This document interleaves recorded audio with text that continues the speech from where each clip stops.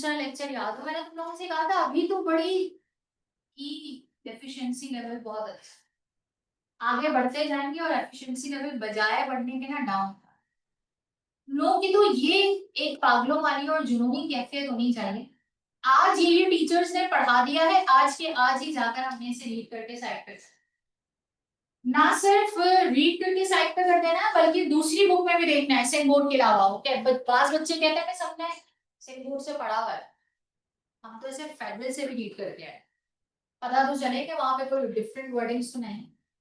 देखो, अब अगर तुम लोग नहीं जागोगे ना और नहीं पढ़ोगे, तो हम तो यहाँ पर खड़े होके एक एक करके टॉपिक पढ़ा के जा रहे हैं। और सबसे मजेदार बात ये कि 1 घंटे की क्लास में ना मैं आपको एक चैप्टर क्या 2 चैप्टर भी पढ़ा के जा सकती हूँ, क्योंकि मुझे सिर्फ की पॉइंट डिस्कस करना है। और वो मैं इतनी टेक्निकली डिस्कस करके जाऊंगी तो आपको लगेगा भी नहीं कि हमने कोई टॉपिक स्किप किया है। लेकिन हमें पता है कि यहाँ पे बैठे हुए बच्चे के साथ हम बाकी लोगों जैसा बिहेवियर नहीं कर सकते।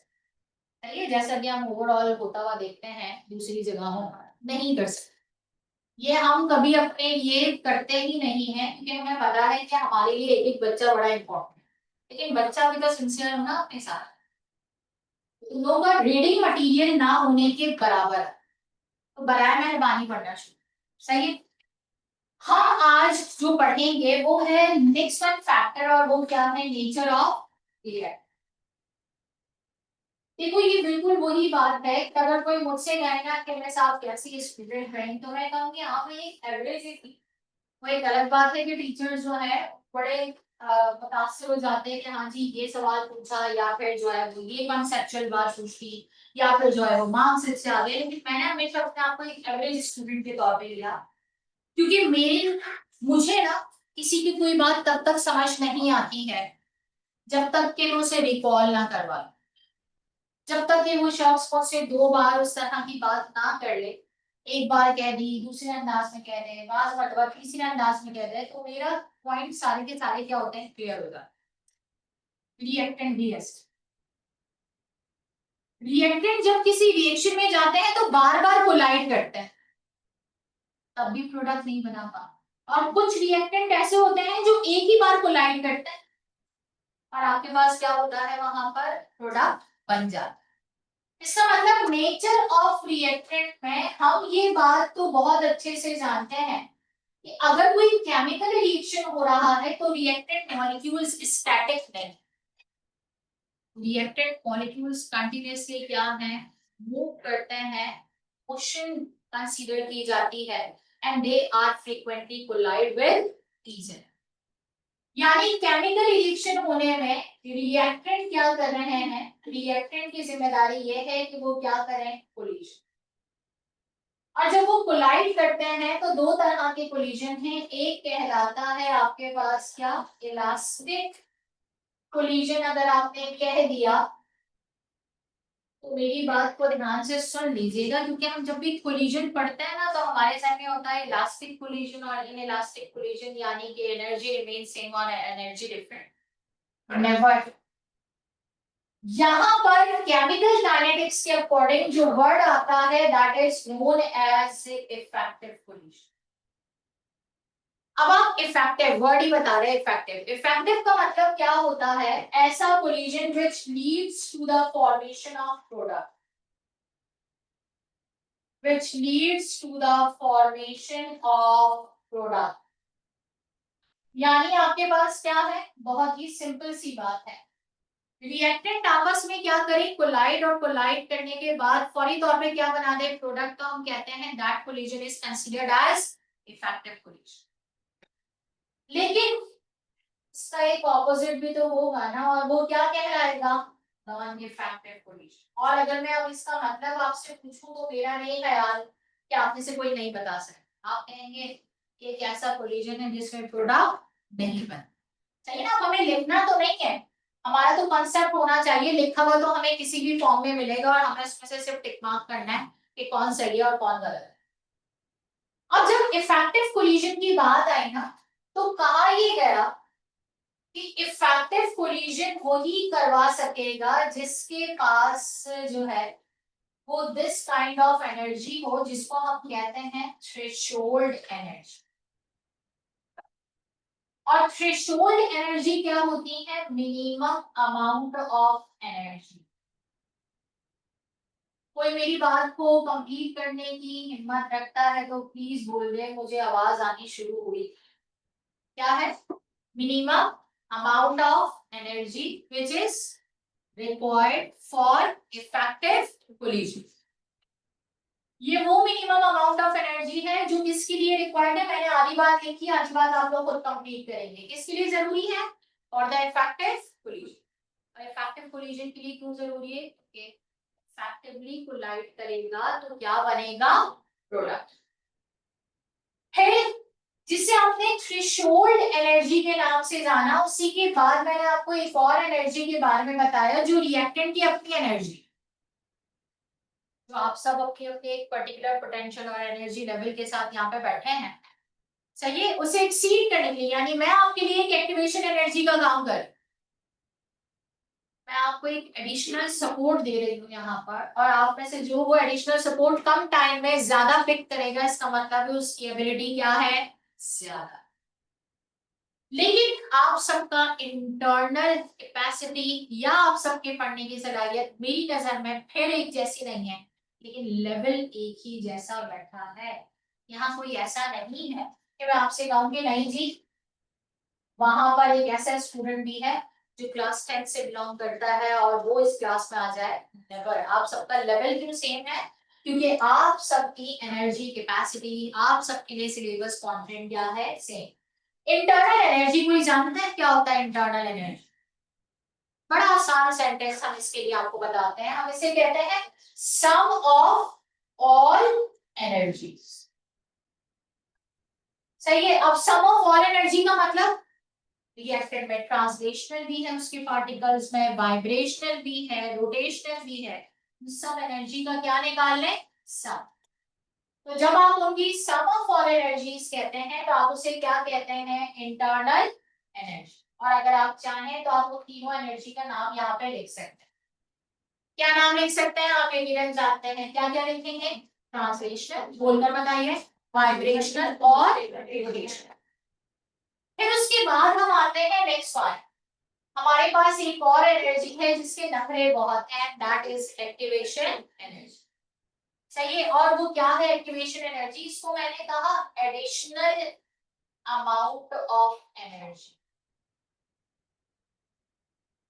और ये एडिशनल अमाउंट ऑफ एनर्जी किस लिए है? Reach at threshold level. मैं जिसे थ्रेशोल्ड लेवल कहूंगा मैं उसे एक और नाम में लिखूंगी, reach at activated complex formation. जिसे मैंने कहा एक्टिवेटेड कॉम्प्लेक्स फॉर्मेशन, ये वो कॉम्प्लेक्स होता है जिसमें एट अ टाइम आपके पास क्या क्या मौजूद होगा? Reactant plus product. रिएक्टेंट भी होगा और प्रोडक्ट भी होगा। रिएक्टेंट कंज्यूम हो रहा होगा और प्रोडक्ट फॉर्म हो रहा होगा। एक स्टेट पर वो दोनों मौजूद है। लेकिन ये एडिशनल अमाउंट ऑफ एनर्जी हमारे लिए क्यों जरूरी है? क्योंकि ये एडिशनल अमाउंट ऑफ एनर्जी हमें ये बताता है कि activation energy is inversely proportional to the rate of reaction. Rate of reaction की क्या है? इनवर्सली प्रोपोर्शनल है, यानी जितनी एक्टिवेशन एनर्जी ज्यादा करते जाओगे उतना ही रिएक्शन क्या होगा? स्लो। फिर यही बात मैं आपसे इंटरनल एनर्जी की बात करूं तो ये बात याद रखें, rate of reaction is directly proportional to the internal. Reactant जितना एनर्जेटिक होगा ना उसका रेट ऑफ रिएक्शन उतना ही क्या होगा? ज्यादा। कोई मुझसे यहाँ पर ये सवाल करे कि मिस ये जो आपने थ्रेशोल्ड एनर्जी बताई है, इस थ्रेशोल्ड एनर्जी का भी क्या कोई फॉर्मूला होगा? तो मैं आपके सामने लिखकर बता रही हूँ, threshold energy equals to activation energy और क्या है? Internal energy. यानी थ्रेशोल्ड एनर्जी किसका सम है? एक्टिवेशन का और इंटरनल। सही है। नोट डाउन करें क्विकली। नोट डाउन करना है, पिक्चर से काम नहीं चलेगी इस बार।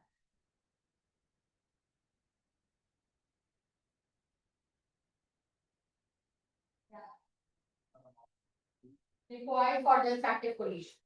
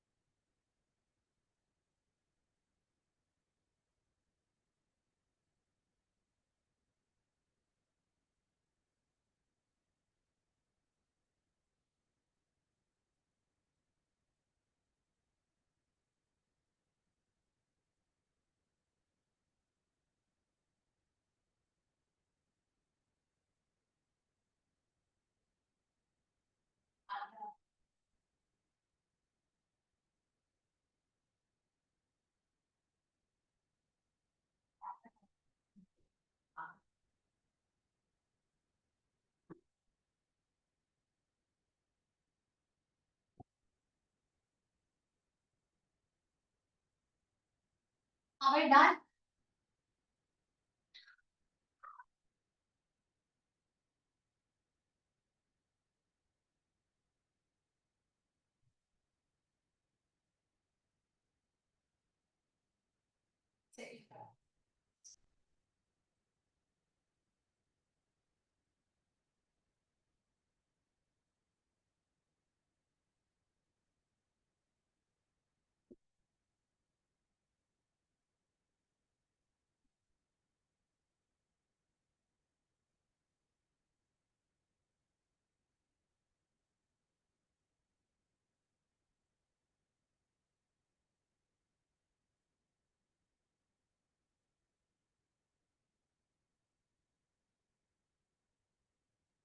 चलिए जी नेक्स्ट जो बात अब हम पढ़ने वाले हैं that is known as energy profile diagram. एक मैं बनाऊंगी और बाकी आप खुद बनाएंगे, लेकिन जो मैं एक बना रही हूँ आपके सामने उसे समझना बहुत जरूरी है। हो सकता है आप में से कुछ बच्चों के दिमाग में हो ये मैंने रखा यहाँ पर चेंजेस इन एनर्जी और यहाँ मैंने रखा प्रोग्रेस ऑफ रिएक्शन। अक्सर टाइम भी आ जाता है यहाँ पर। फिर इसके बाद मैंने यहाँ बनाया है रिएक्टेंट। सिर्फ यहाँ तक डायग्राम बनाने के बाद मेरा आपसे सिर्फ एक ही सवाल है। अभी तक हमें ये तो पता चल गया एक्स एक्सिस पे कौन है, वाई पर कौन है, लेकिन जो मैंने रिएक्टेंट की पोजीशन डिसाइड की है उससे मुझे कौन सी दो बातें पता चल रही है। पहली बात, हो सकता है आप में से किसी के जहन में हो कि रिएक्टेंट की एनर्जी ज्यादा है। सही है? कितने बच्चों ने प्रेडिक्ट कर लिया था कि रिएक्टेंट की एनर्जी क्या है फिलहाल अभी तक? ज्यादा। सही है, लेकिन कौन सी एनर्जी ज्यादा है ये अगर किसी ने प्रेडिक्ट किया तो इसका मतलब है कि यस उसे याद है कि ये कौन सी एनर्जी है, इंटरनल एनर्जी।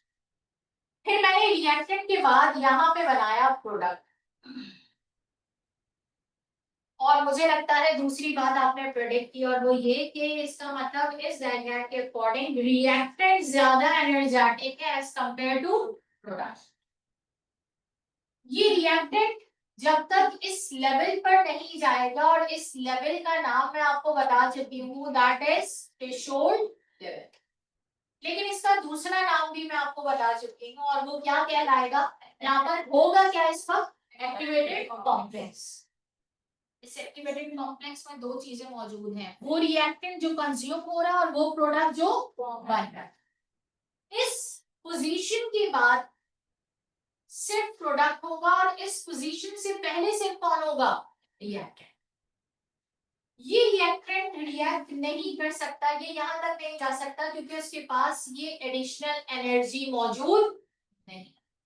अब ये काम है केमिस्ट का कि उसको ये एडिशनल एनर्जी मुख्तलिफ तरीके से देने, हीट कर दे, टेम्परेचर दे, कॉन्सेंट्रेशन बढ़ा दो।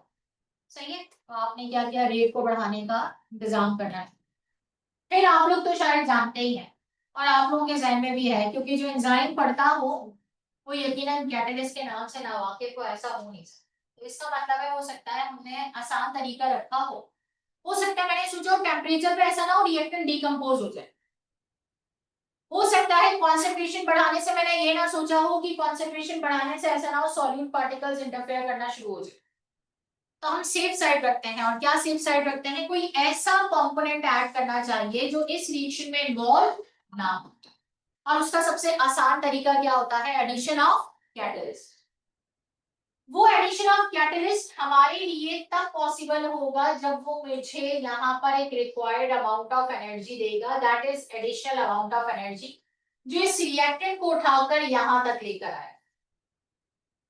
और रिएक्टेंट जब यहाँ पर है ना, तो आप में से कुछ बच्चे इस डायग्राम को कुछ ऐसे भी बनाते हैं, पीक बनाते हैं। दैट इज नॉट पीक, ऐसा नहीं है कि बस गया और वापस आ गया, नो। मैं जब आपके सामने ये डायग्राम बनाऊंगी तो उसकी कर्व बनाने का रीजन ही यही है कि सिर्फ जाकर फौरन वापस नहीं आता है, वहां पर कुछ टाइम क्या रहता है, स्टेबल कंडीशन पे नजर आता है। That's why we are saying that activated complex. और एक्टिवेटेड क्यों कहा है, क्योंकि रिएक्शन हो रहा है, रिएक्शन अभी कंप्लीट नहीं हुआ है, अभी सारा रिएक्टेंट कंज्यूम नहीं हुआ। और हम ये डायग्राम किसके लिए कंसीडर कर रहे हैं, रिवर्सिबल के लिए नहीं, किसके लिए, रिवर्सिबल। जब तक सारा रिएक्टेंट कंज्यूम नहीं हो जाएगा तब तक हम इस बात के इंतजार में हैं कि वो कंज्यूम हुआ है, इसका मतलब है कौन बना है, प्रोडक्ट। फिर इस एडिशनल एनर्जी को आपने क्या नाम दिया था, अभी मैंने यहाँ से इसीलिए इरेज नहीं किया, और वो क्या कहलाता है, एडिशनल अमाउंट ऑफ एनर्जी, जो थ्रेशोल्ड लेवल तक जाने पे, जो एक्टिवेटेड कॉम्प्लेक्स बनाने पर हेल्प करेगा, जो इफेक्टिव कोलिजन करने में क्या करेगा, हेल्प करेगा, उसे आप क्या कहेंगे, एक्टिवेशन एनर्जी। और इन दोनों एनर्जी का सम कौन सी एनर्जी कहलाएगी, कभी कभार बड़ी सिंपल कैलकुलेशन आती है कि इस रिएक्शन की थ्रेशोल्ड एनर्जी इतनी है, एक्टिवेशन एनर्जी बता दीजिए, और इंटरनल एनर्जी ब्रैकेट में या डायग्राम में कहीं पर मेंशन, नाम नहीं भी बताते हैं तो वैल्यू लिख के भी आ जाती है, और कहा जाता है बताइए एक्टिवेशन एनर्जी कितनी होगी, तो आपको फॉर्मूला बता दिया है कि थ्रेशोल्ड एनर्जी, और डायग्राम भी बता दिए, threshold energy is the sum of internal और एक्टिवेशन। लेकिन अगर इस रिएक्शन की स्पीड की बात की जाए, इसकी इंटरनल एनर्जी क्या है, ज्यादा, तो इसका मतलब है रेट ऑफ रिएक्शन भी क्या है, ज्यादा। इस रिएक्शन की एक्टिवेशन एनर्जी क्या है, कम, क्योंकि एक्टिवेशन एनर्जी अगर मैं यहां से दिखा रही होती तो हम कहते हैं एक्टिवेशन एनर्जी रिएक्टेंट की क्या है, ज्यादा। तो इसका मतलब है जब एक्टिवेशन एनर्जी कम है, जब एक्टिवेशन एनर्जी कम है तो रेट ऑफ रिएक्शन क्या है, ज्यादा। देखो मैंने दोनों एनर्जी से रिलेटेड बात की है, आपको इंटरनल एनर्जी से भी और किससे, एक्टिवेशन। जो पढ़ने वाले स्टूडेंट होता है ना, अगर वो एवरेज पढ़ के गए तो आपका पूरा का पूरा जो कंसंट्रेशन है ना वो एक्टिवेशन पे रहता है, बस एक्टिवेशन पढ़ के चलेगा। लेकिन अगर आपको अबव एवरेज पढ़ना है तो आपको अपनी डायग्राम के लिए दोनों की वेरिफिकेशन पता होनी चाहिए। कैसे, फॉर एग्जाम्पल अगर मैं आपसे कहूँ नेक्स्ट वन डायग्राम में इंटरनल यहाँ है और एक्टिवेशन यहाँ है, मुझे लगता है आप आराम से रिएक्शन के स्पीड को वेरीफाई कर लेंगे। इंटरनल एनर्जी कम है, इसका मतलब है रेट क्या है, कम है। एक्टिवेशन एनर्जी ज्यादा है, इसका मतलब है रेट क्या है, कम है, क्योंकि एक्टिवेशन एनर्जी और रेट एक दूसरे के क्या है, रिवर्सिबल। क्या ये बात समझ आ रही है। तो अगर मैं ओवरऑल इस रिएक्शन को एक कैटेगरी में लेकर आना चाहूँ तो ये रिएक्शन कहलाएगा आपके पास फास्ट रिएक्शन। सही है, कौन सा रिएक्शन कहलाएगा, फास्ट। कम टाइम में क्या बना रहा है, ज्यादा प्रोडक्ट। आप इसका ऑपोजिट, जब आप ये डायग्राम बना लेंगे तो आप सबकी कॉपी के ऊपर इसकी ऑपोजिट डायग्राम भी बने, मैं नहीं बनाऊंगी उस डायग्राम। सही है, इसके लिए मैं आपको 5 मिनट दे दीजिए।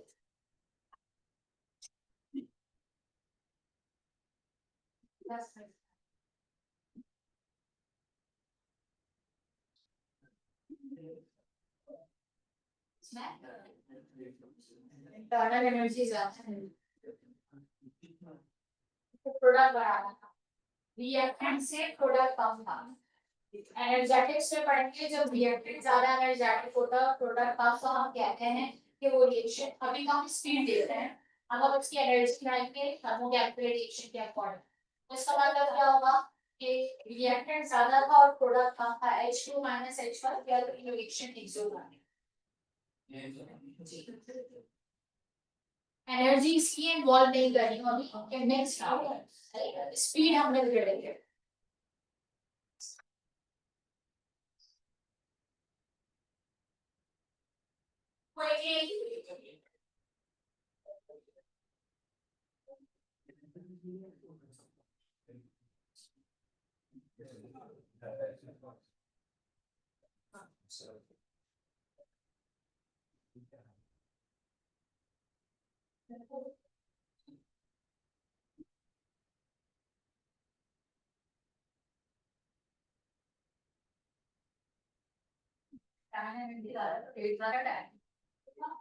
एक्टिवेशन एनर्जी कम है तो ज्यादा है, उनसे ज्यादा है, इसका ज्यादा होने का मतलब क्या है, वेट ज्यादा होने का मतलब क्या है, तो क्या आपके पास टाइम है और प्रोडक्ट क्वांटिटी क्या है, यानी कंसंट्रेशन ऑफ प्रोडक्ट ज्यादा है और हाई है, हाँ वेट कम हुआ, इसका मतलब है अगर आप साउंड ऑन और वहां पर ज्यादा टाइम लेगा प्रोडक्ट ना, कम टाइम में ज्यादा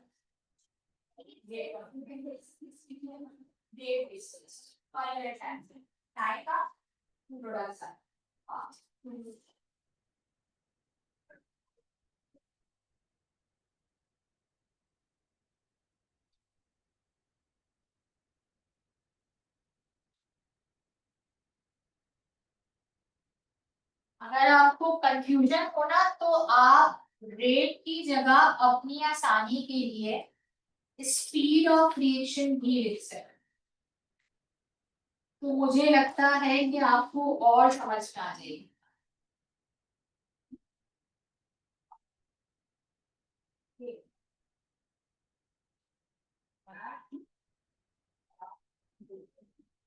तो ऑपोजिट बनाओ ना, रिएक्टेंट डाउनवर्ड प्रोडक्ट ऊपर,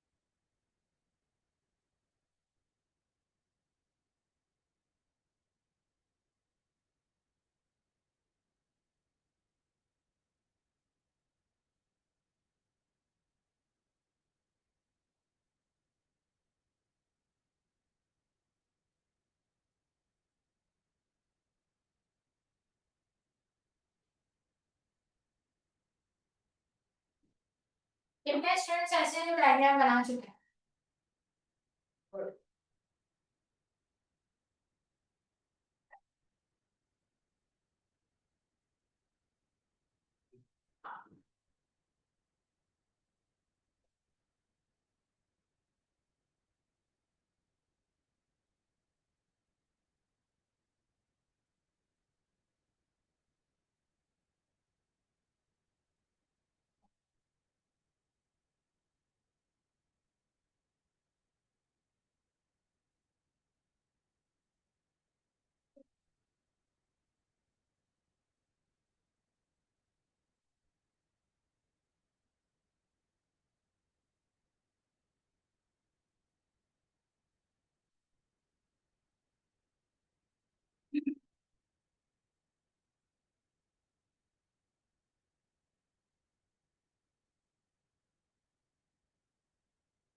तो यकीनन डायग्राम आपने कुछ ऐसे ही एडजस्ट की होगी।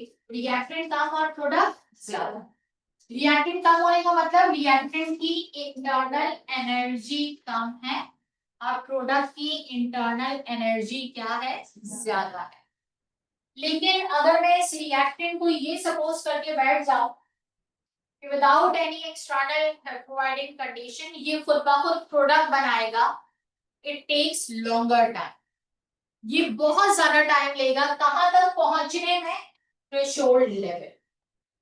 लेकिन अगर मैं इसे, और क्यों लेगा, क्योंकि ये बात मुझे एक्टिवेशन एनर्जी ने बताया कि एक बड़ा डिफरेंस है थ्रेशोल्ड लेवल तक जाने के लिए जो इसे फुलफिल करना पड़ेगा। अगर इसने फुलफिल नहीं किया तो इट टेक्स लॉन्गर टाइम। और हमें नजर आ रहा है, हमें नजर आ रहा है कि इंटरनल एनर्जी कम है, इसका मतलब स्पीड ऑफ रिएक्शन क्या है, कम है।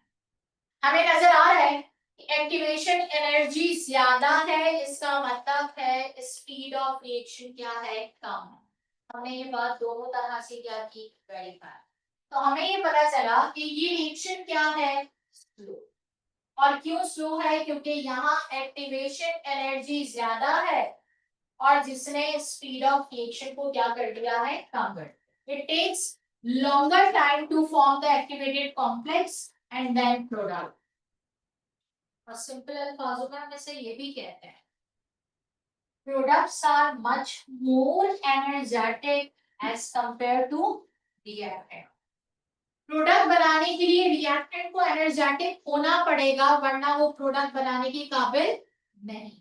बिल्कुल वैसे ही जैसे आपने कांटेक्ट प्रोसेस कभी पढ़ा है और आप सल्फर डाइऑक्साइड को मजीद ऑक्सीडाइज करवाना चाहें तो आप इतनी आसानी से नहीं करवा सकते हैं जब तक आप उसे कैटलिस्ट नहीं दें।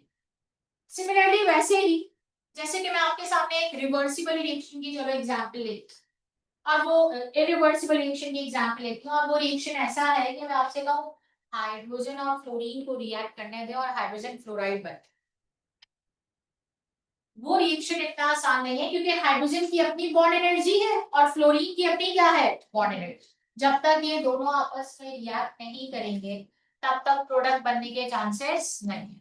तो इसकी स्पीड बढ़ाने के लिए हमें कुछ काम करना पड़ेगा और हमारे लिए सबसे आसान काम क्या है, अगर मैं कहूँ कि एक्टिवेशन एनर्जी को हम किसी चीज से कंट्रोल कर सकते हैं तो आप जानते हैं मैंने नेक्स्ट टर्म का क्या नाम लेना है। और क्या नाम लेना है मैंने, आवाज नहीं आई, आवाज नहीं आई मुझे। एक्टिवेशन एनर्जी को कंट्रोल करने के लिए मुझे यहाँ पे क्या चीज ऐड कर देनी चाहिए या फिर किससे हेल्प लेना चाहिए, कैटलिस्ट। सही है, इसका मतलब आपके इस केमिकल काइनेटिक्स के टॉपिक में कहीं पर भी कैटलिस्ट का नाम नहीं, लेकिन वो कहता है एक्टिवेटेड कॉम्प्लेक्स पढ़ाओ, वो कहता है एक्टिवेशन एनर्जी पढ़ाओ और एक्टिवेशन एनर्जी को रिएक्शन में कंट्रोल करने के लिए सिर्फ एक ही चीज है और वो क्या कहलाता है, कैटलिस्ट। कोई कैटलिस्ट की डेफिनेशन बता दो।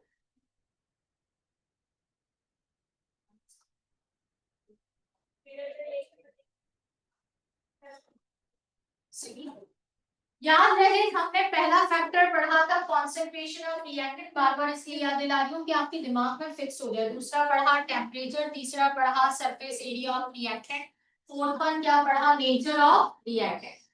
जो रिएक्टेंट ज्यादा इंटरनल एनर्जी के साथ है फास्टली रिएक्ट करेगा, यानी उसकी एक्टिवेशन एनर्जी कम है। हमने अपने दिमाग में ये कॉन्सेप्ट बनाया। और जो रिएक्टेंट कम इंटरनल एनर्जी के साथ है यानी उसकी एक्टिवेशन एनर्जी ज्यादा है, वो स्लो रिएक्ट करेगा। सही है। हम फोर्थ वन फैक्टर पर बात करने लगे हैं जो इसे कंट्रोल करने वाला है and that is known as catalyst. पहली बात, कैटलिस्ट क्या होते हैं, केमिकल सब्सटेंसेस। जब मैंने आपसे कहा ना केमिकल सब्सटेंसेस, तो हो सकता है ये एटम भी हो, ये मॉलिक्यूल भी हो, ये कंपाउंड भी हो और ये फॉर्म ऑफ मिक्सचर भी है। कैटलिस्ट से हमें कोई काम नहीं लेना देना, लेकिन कैटलिस्ट क्या होना चाहिए, वो आपके पास रिएक्शन में हिस्सा नहीं करता है, यानी आपके पास उसकी कोई पार्टिसिपेशन नहीं होनी चाहिए। सही है। और मैंने उसके आगे लिखा no, no participation in reaction. सही। किस फॉर्म में, इन फॉर्म ऑफ अमाउंट। आप उसका अमाउंट कम लें या फिर आप उसका अमाउंट ज्यादा लें, हमें कोई फर्क नहीं पड़ता।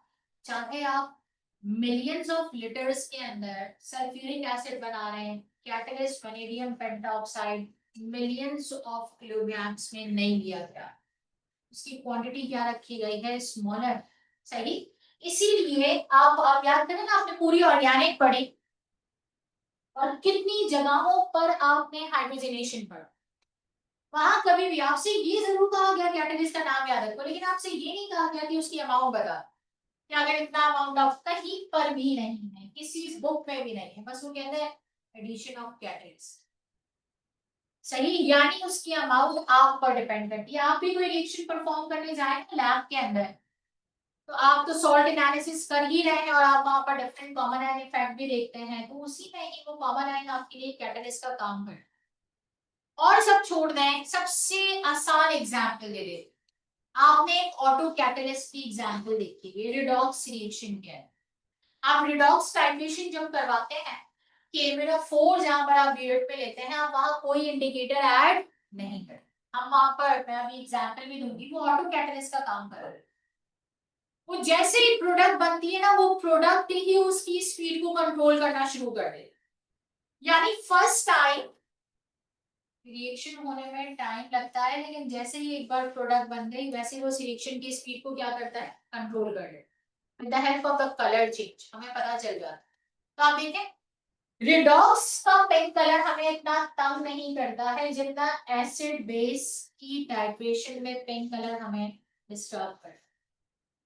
एसिड बेस में ब्यूरेट की ब्यूरेट खाली हो जाती है, लेकिन रिडॉक्स टाइट्रेशन का कलर हमारे पास क्या होता है, बड़ी आसानी से आता है। क्यों? क्योंकि जैसे ही आप उसके अंदर ऐड करते हैं ना 1 ड्रॉप, वो इंटरनली एक्टिवेटेड कॉम्प्लेक्स बनाना शुरू हो गया, और जैसे ही वो एक्टिवेटेड कॉम्प्लेक्स में मैग्नीज आयन बना, उसने फौरी तौर पर उसकी स्पीड को क्या किया, कंट्रोल। अब आप ऐड करते जा रहे हैं और जैसे ही वो रिएक्शन कंप्लीट होगा ना प्रोडक्ट में, वैसे ही वहां पे आपके पास फाइन पिंक कलर आता है, fine pink colour.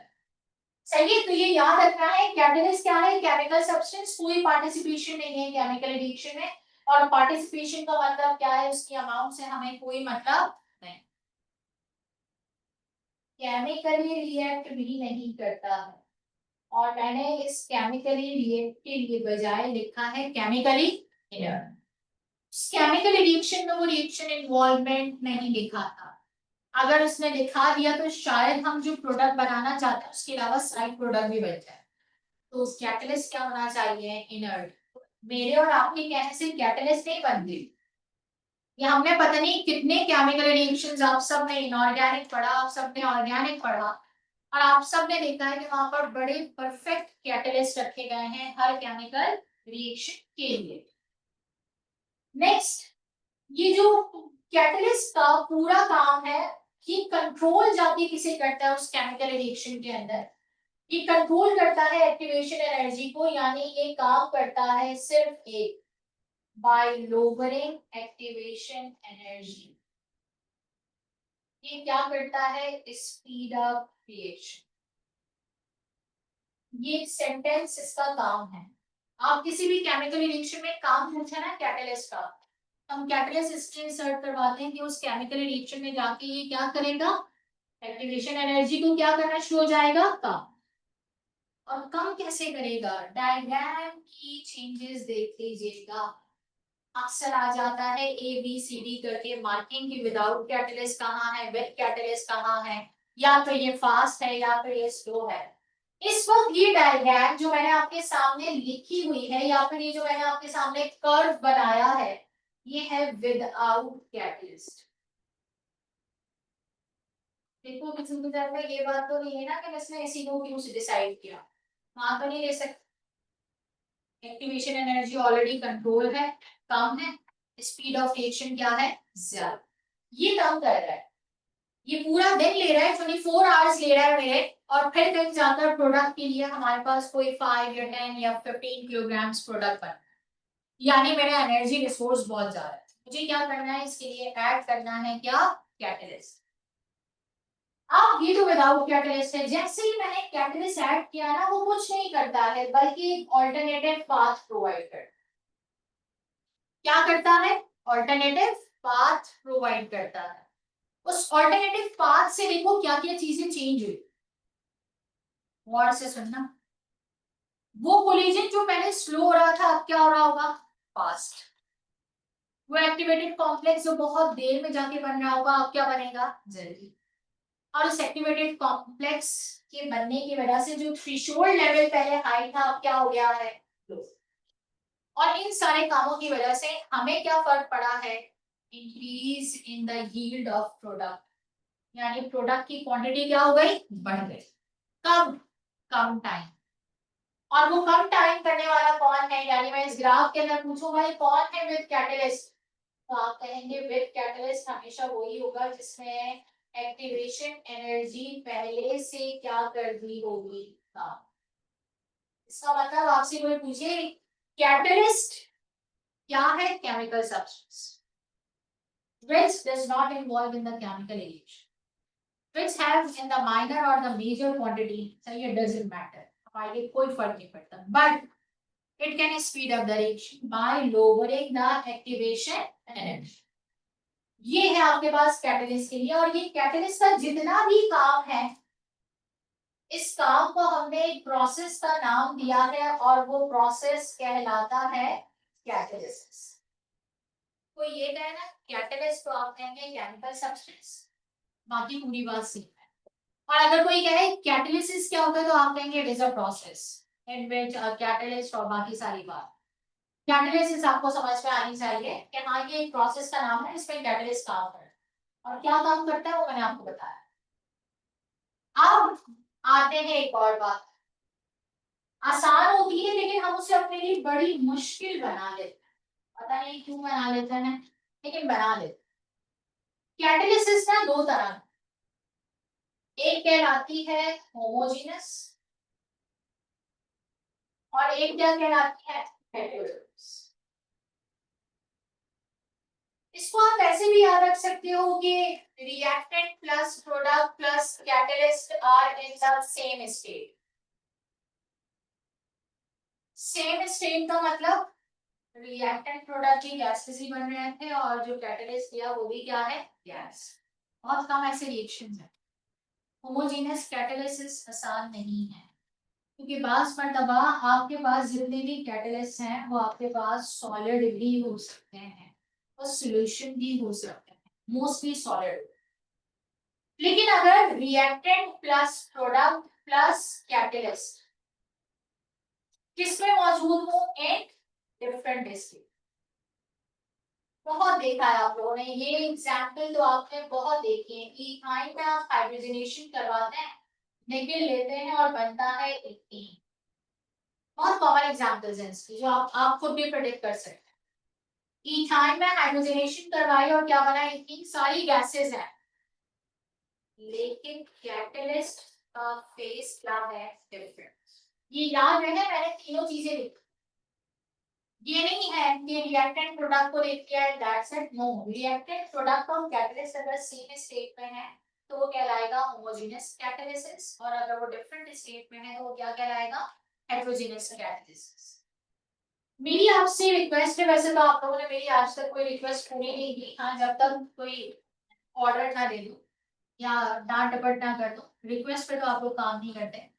Homogeneous catalysis की ना एक एग्जांपल आप बायो के प्रोडक्ट निकाल के देंगे मुझे, और एक एग्जांपल आप केमिस्ट्री के। मैंने बायो के प्रोडक्ट कहा ना, तो उसका मतलब हो सकता है कहीं प्लांट में, कहीं एनिमल में, कहीं ह्यूमन बीइंग में कोई ऐसा रिएक्शन हो रहा हो कि आप कैटलिस्ट तो नहीं कह रहे होंगे, जाहिर सी बात है आप उसे एंजाइम ही कह रहे हैं। चाहिए तो आप वहां से एक एग्जांपल निकाल के दिखाएंगे कि वो होमोजेनस कैटलिसिस का है। और हेटेरोजेनस कैटलिसिस की तो एग्जांपल भरी पड़ी, लेकिन आप कम से कम दो एग्जांपल देंगे, एक केमिस्ट्री के अकॉर्डिंग और एक बायो। किसी ने ज्यादा ढूंढ ली तो क्या ही बात है, उसके लिए मैं खुद क्या करूं। सही तो क्या है, होमोजेनस कैटलिसिस, और फिर क्या है, हेटेरोजेनस। ये तो भी कैटलिसिस की टाइप्स। टाइप्स ऑफ कैटलिस्ट पर जाते आप लोगों के लिए है, शायद ये टॉपिक ऐसा लगे कि हम इसे क्यों पढ़ते हैं, तो पढ़ते हैं, जरा देखते हैं क्यों पढ़ते हैं। पॉजिटिव का काम क्या होगा, कोई मुझे इसकी डेफिनेशन दिमाग में सोच कर बताए। सिंधी में बताओ, पर्शियन में बताओ, सही है, उर्दू में बताओ, रोमन में लिख कर बता दो, लेकिन बताना नहीं, सही है। 2 मिनट है सोचने के लिए कि पॉजिटिव कैटलिस्ट क्या होता है।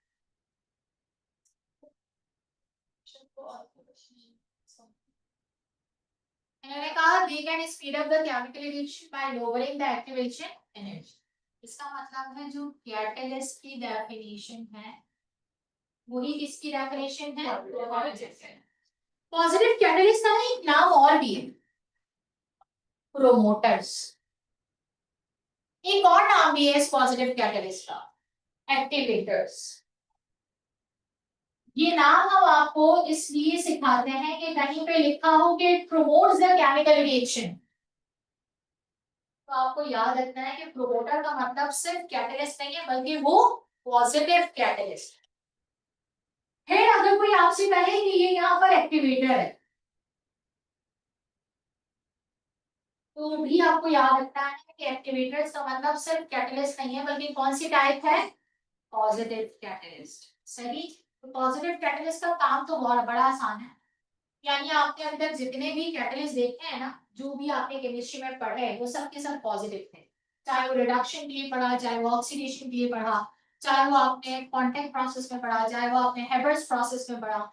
ये सारे इसलिए नाम ले रहे हैं, गिने चुने केमिकल रिएक्शंस के नाम क्यों ले रहे हैं, क्योंकि यही आपके पास पेपर्स में जगह जगह है और अगर हमें यही याद है, जैसे for example oxidation of sulfur dioxide to form sulfur trioxide is the example of which one of the following catalysis।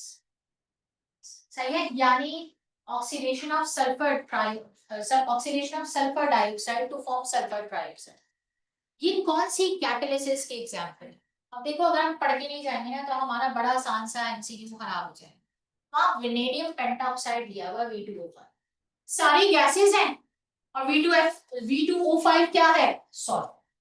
इसका मतलब है कौन सी कैटालिसिस में जाए, ठीक है। मैं आपसे कहूँ हाइड्रोजनेशन से रिलेटेड, मैं आपसे कहूँ वहां पर कार्बोनाइल कार्बन से रिलेटेड, मैं आपसे कहूँ ऑक्सीडेशन से रिलेटेड, तो बात पढ़ी हुई है, सिर्फ उससे हमें क्या करना है, इवैल्यूएट करना है कि क्या हम उसे अप्लाई कर पाएंगे या फिर नहीं। तो पॉजिटिव कैटलिस्ट क्या था, कैटलिस्ट जैसा काम है, लेकिन उसका एक नाम क्या है, प्रोमोटर, और दूसरा नाम क्या है, एक्टिवेटर। सही। यहाँ तक रखता है आज की क्लास। इंशाल्लाह कल की क्लास में ये टॉपिक खत्म है और फिर आप जानते हैं तो हमें एक और टॉपिक पे जाना है, लेकिन कल तक के लिए फिर बता दूं, पढ़ के बैठना, केमिकल काइनेटिक्स पढ़ना। आप सब वर्कशीट देखने के बाद में मेरी शक्लें देख रहे होगे कि इससे ये क्या बना है, क्योंकि मुझे पता है ये ट्रिकी टॉपिक है, तो आसान टॉपिक नहीं है, पिछली बार जैसा पेपर नहीं है जिसमें कल आपको बहुत खुश